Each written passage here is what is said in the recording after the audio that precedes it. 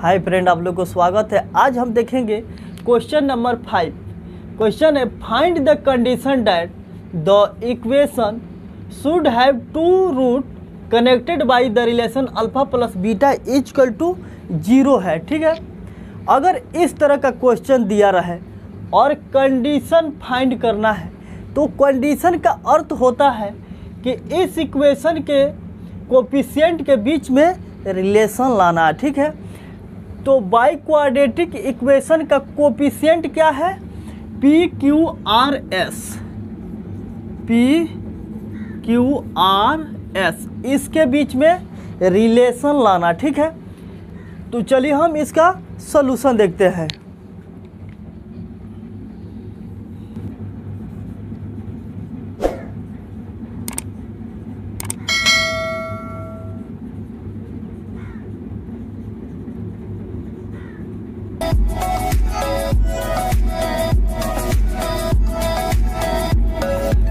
The given by quadratic equation क्या है?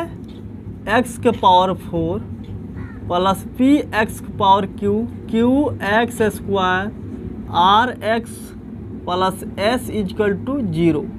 इस इक्वेशन को फर्स्ट मान लेंगे। ठीक है, let alpha beta gamma delta are the root of this equation. इस इक्वेशन का 4 root alpha beta gamma delta है।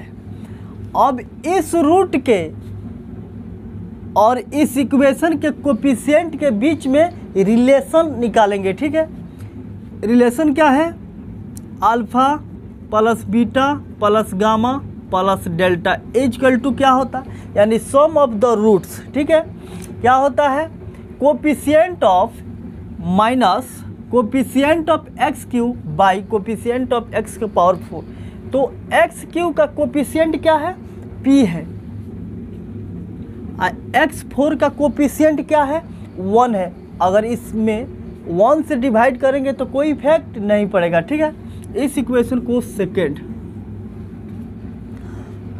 अब क्या लिखेंगे? दो रूट का प्रोडक्ट का सम। कैसे लिखते हैं?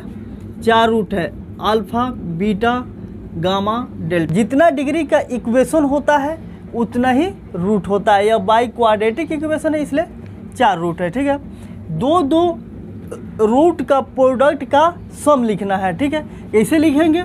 अल्फा से या तीनों रूट में मल्टीप्लिकेशन करेंगे तो क्या होगा? Alpha beta plus alpha gamma alpha delta plus, अब बीटा से गामा और डेल्टा में मल्टीप्लिकेशन करेंगे तो कितना होगा?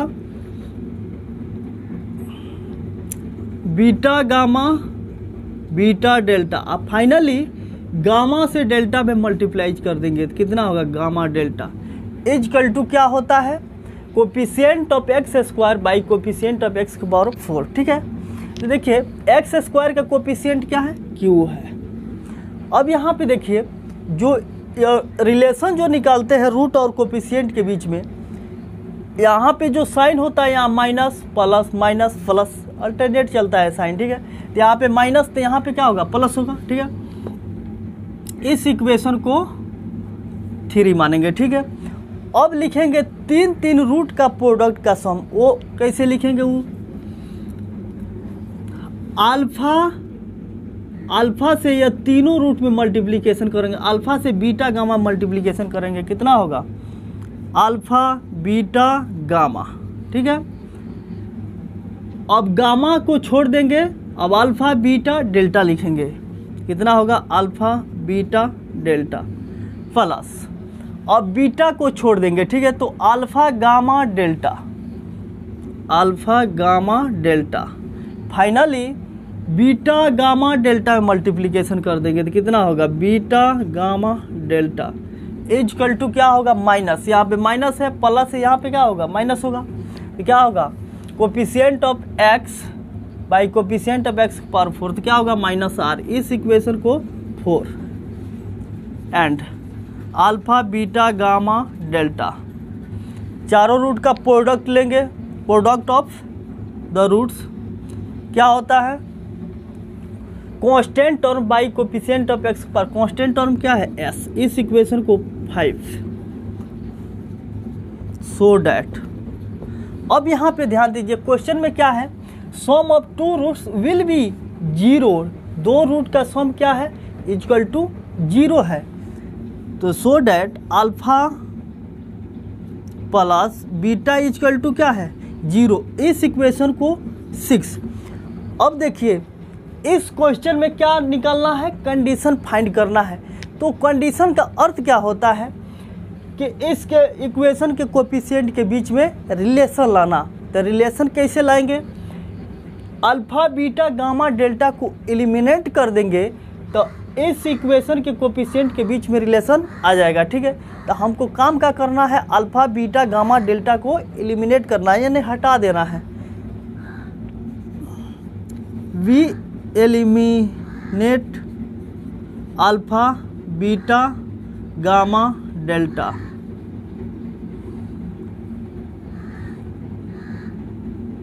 From equation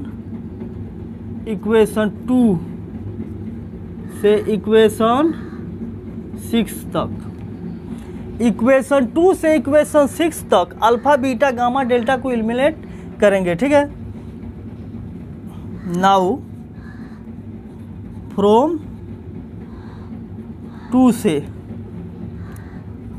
alpha plus beta plus gamma plus delta equal to क्या है, माइनस पी है। तो अल्फा प्लस बीटा का वैल्यू कितना दिया है, 0 plus gamma plus delta equal to minus p. तो gamma plus delta equal to क्या होगा, माइनस पी। तो गामा प्लस डेल्टा का वैल्यू निकल गया। इस इक्वेशन को 7 मानेंगे। ठीक है,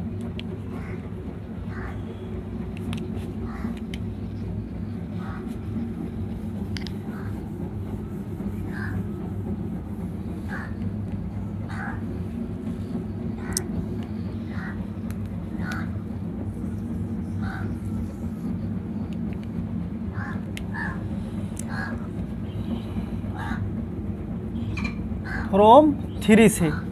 अब यहाँ पे गौर कीजिए, alpha beta equation 3 alpha into beta plus, यहाँ पे देखिए यहाँ पे alpha plus beta into gamma plus delta कर देते हैं, गामा डेल्टा इक्वल टू क्या है, क्यू। इसको कैसे लिखा है, अब यहाँ पे देखिए alpha plus beta into gamma plus delta को अगर मल्टीप्लिकेशन करेंगे तो ये बीच वाला पार्ट मिल जाएगा। ठीक है, अल्फा बीटा गामा डेल्टा को अलग अलग कर दिए। ठीक है, इक्वल टू क्यू। अब यहाँ पे गौर कीजिए, अल्फा इंटू बीटा प्लस, अब अल्फा प्लस बीटा, यहाँ पे देखिए अल्फा प्लस बीटा का वैल्यू कितना दिया है, 0।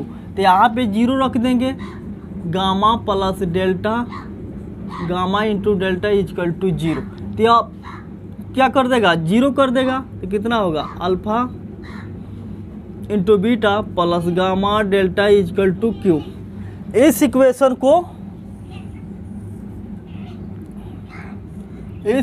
को 8 मानेंगे। ठीक है, फ्रॉम 4 से।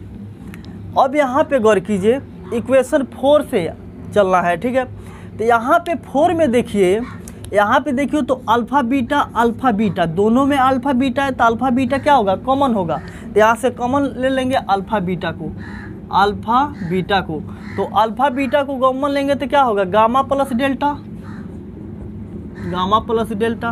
अब यहाँ पे गौर कीजिए, यहाँ पे गामा डेल्टा कॉमन है, तो यहाँ से गामा डेल्टा कॉमन ले लेंगे, प्लस क्या है होगा, alpha plus beta equal to minus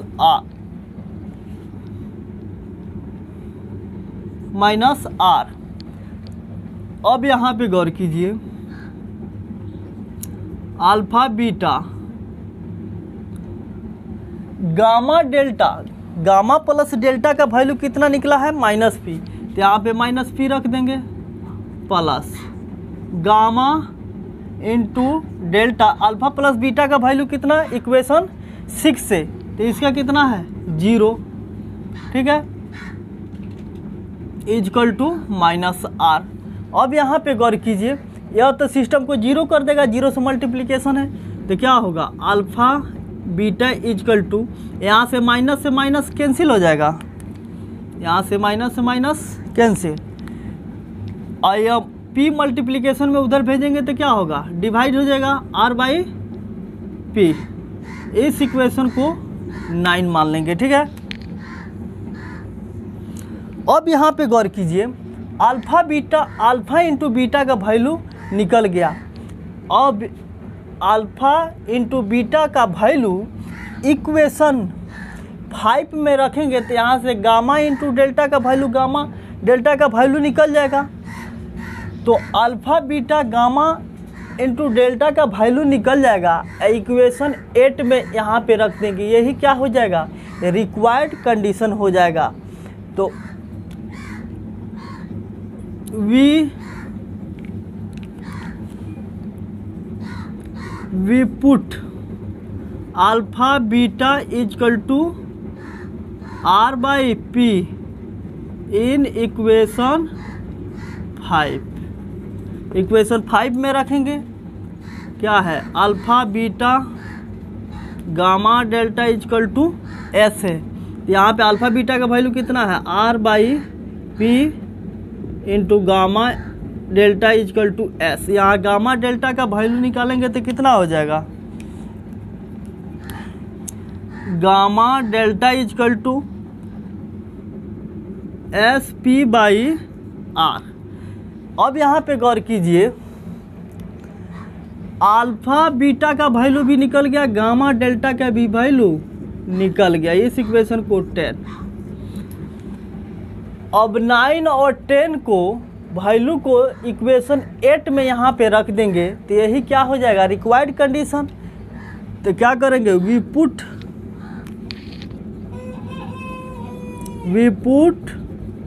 this value of alpha into beta and gamma into delta from equation 9 and 10 in equation 8 में रख देंगे तो कितना हो जाएगा, यहाँ पे अल्फ़ा इंटू बीटा का वैल्यू कितना निकला है r/p, यहाँ पे रख देंगे, यहाँ पे अल्फ़ा इंटू बीटा की जगह पर r/p plus gamma into delta का वैल्यू कितना है SP/r